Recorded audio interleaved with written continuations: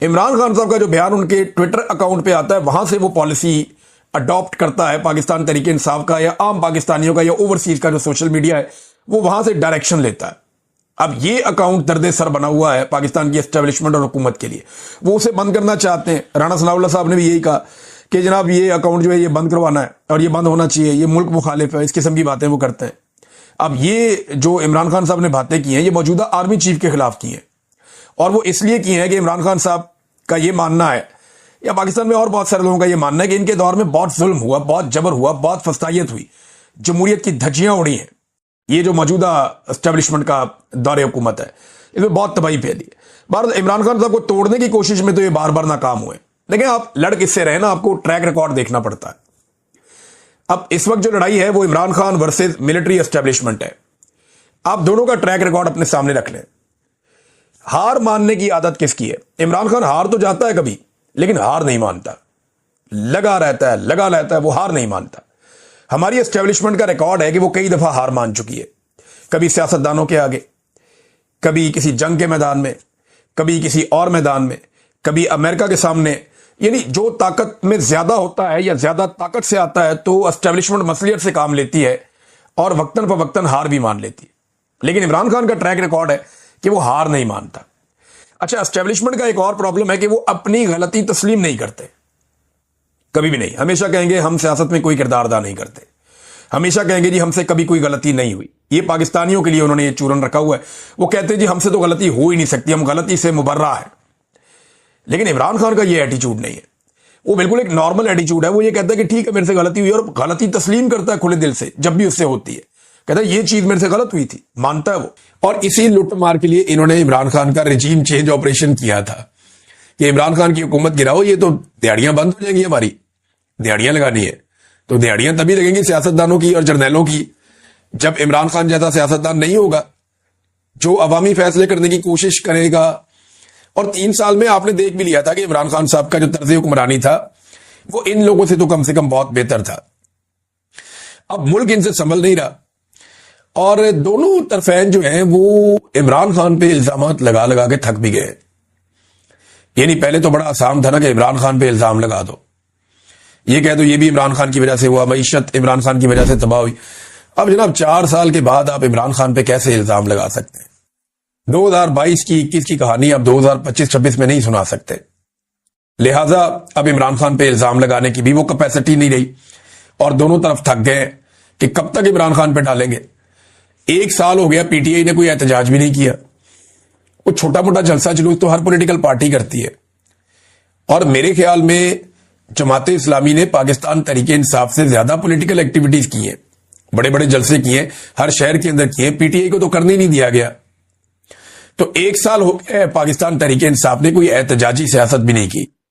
وہ زیادہ سے زیادہ بیچارے چند بندے اکٹھے ہو کے اڈیالہ جیل کے باہر چلے جاتے ہیں, وہاں 4 نعرے لگا دیتے ہیں. اس کے علاوہ تو انہوں نے کوئی بڑا سیاسی احتجاج یا کوئی لانگ مارچ یا ایسی کوئی چیز نہیں کی جس کے بعد یہ کہیں کہ جناب وہ عدم استحکام کا شکار کر رہے ہیں پاکستان تحریک انصاف والے حکومت کو, یا وہ کام چلنے نہیں دے رہے. تو اب پاکستان تحریک انصاف نے کچھ کیا نہیں, لیکن اس کے باوجود اس پورے سال کے اندر ہر شعبے میں تنزلی ہو رہی ہے, اور حالات اتنے پتلے ہیں پاکستان کے کہ کوئی چیز بھی ان کے کنٹرول میں نہیں آ رہی. اب الزامات ایک دوسرے پہ ڈال رہے ہیں, لیکن اصل معاملہ جو ابھی بھی مجھے یہ لگتا ہے بیچ میں پھنسا ہوا ہے وہ یہ ہے کہ نواز شریف صاحب عمران خان صاحب سے مستقل چھٹکارا چاہتے ہیں. انہیں یہ لگتا ہے کہ جب تک انہیں یا ان کی فیملی کو عمران خان صاحب سے مستقل چھٹکارا نہیں مل جاتا تب تک ان کی سیاست اسی گڑھے میں پڑی رہے گی. اسٹیبلشمنٹ یہ جانتی ہے کہ اگر عمران خان صاحب سے کوئی مستقل چھٹکارا مل گیا شریف اور زرداری اور مولانا کو یا ان کے خاندانوں کو, تو انہیں کنٹرول کرنا ناممکن ہو جائے گا, کیونکہ یہ عمران خان سے ہی تو ڈرتے ہیں.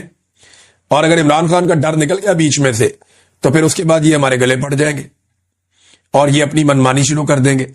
تو اب یہاں پہ آ کے معاملہ مجھے لگتا ہے پھنسا ہوا ہے. سودا عاصم منیر اور نواز شریف کے بیچ میں ہی طے ہوگا, کیونکہ یہ نیچرل الائنس ہے. دونوں عمران خان سے ڈرتے ہیں, اور ڈر کی آپ دیکھ لینا, آپ کو نظر بھی آ رہا ہے ڈر. تا حیات استثنا کے اندر بھی آپ کو ڈر نظر آ رہا ہے, نواز شریف کی باتوں میں بھی آپ کو ڈر نظر آتا ہے, نواز شریف نے جس قسم کا بوٹ پالش کیا اس کے اندر بھی آپ کو ڈر نظر آتا ہے. تو ڈر تو ہے, اور ڈر پہ کنٹرول نہیں کر پا رہے. خان صاحب ایک بات کہتے تھے بڑی انٹرسٹنگ. وہ ہمیشہ کہتے تھے کہ ہارتا وہ ہے جو ہارنے سے ڈرتا ہے, یعنی جو ہار کا خوف ہے وہ آپ کو جیتنے نہیں دیتا. یہ پرابلم رہتی ہے جن لوگوں کو خوف ہو.